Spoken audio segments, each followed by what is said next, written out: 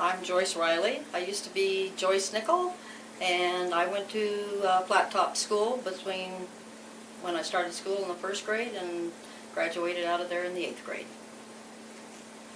I'm Iris Riley. I started school at Flat Top as Iris Nickel, and I started at the age of 5. And I'm Russell Nickel, and I finished first grade at Flat Top, and then I graduated from Flat Top in 1946. Little White Schoolhouse by Letha Nickel. Many years the little white schoolhouse stood close by the side of the road, very slowly losing importance as time relentlessly flowed. 'Twas built there by homesteading people who owned very little of worth, except their small stake in this new land and the children to whom they gave birth. Our mother came here in 1910 with her parents who homesteaded in the south end of Washington County, right on the Lincoln-Washington County line. And though they had little to cherish and book knowledge averaged poor, they determined to better conditions for the numerous children they bore. The first things they felt were needed to better a poor situation were a schoolhouse, textbooks, and teachers to furnish a good education. Some of us had to walk to school. For us, it was about a mile and a half. We would be there by 9 o'clock. And typically we would begin with raising the flag and saying the Pledge of Allegiance, and we'd go back into the schoolhouse. Sometimes we would sing My Country 'Tis of Thee. Then the classes would begin.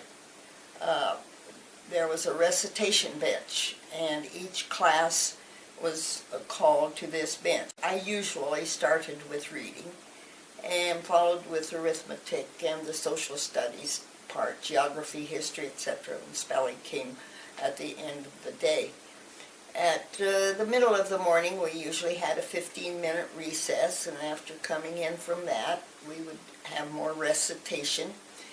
The others would be working, hopefully, and listening, and you could learn a lot.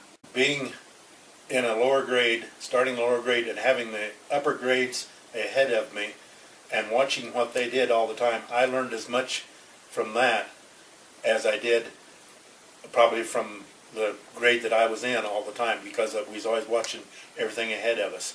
And I think that people that haven't had that experience have missed out. Thus it began its long tenure of sponsoring children's education. It served just as well for a center for much of the folks' recreation. There were spelling bees, parties, and picnics and programs put on by the kids, box suppers featuring young lads seeking status with reckless high bids. They used to have a get-togethers called box suppers, and I think that they were little fundraisers for the school or something like that. I don't know what they did to the money for sure, but a lot of the gals in the country there would bake a pie or put a box together with food in it and stuff, and then at the supper, why the guys would bid on the different boxes that was made up, and they would kind of watch and see who was bidding on what box, and then if they wanted to make it tough on the guy that they thought was probably bidding, they'd run the price up on him. Yeah, it might not be a whole dollar. And if it got up to $3, that was a pretty high-priced box or pie then.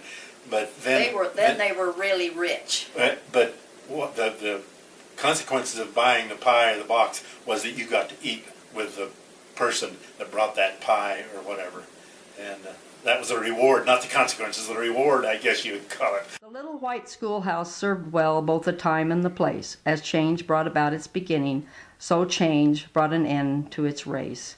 Attempts to improve education made consolidation the rule. Soon all the children attended a fine new centralized school. The schoolhouse remained there neglected, the time of its usefulness past. Its walls were unpainted and shabby, the yards choked with weeds and tall grass. It was sold one day to a builder who used it as part of a home. Now it is once again useful, no longer forlorn and alone.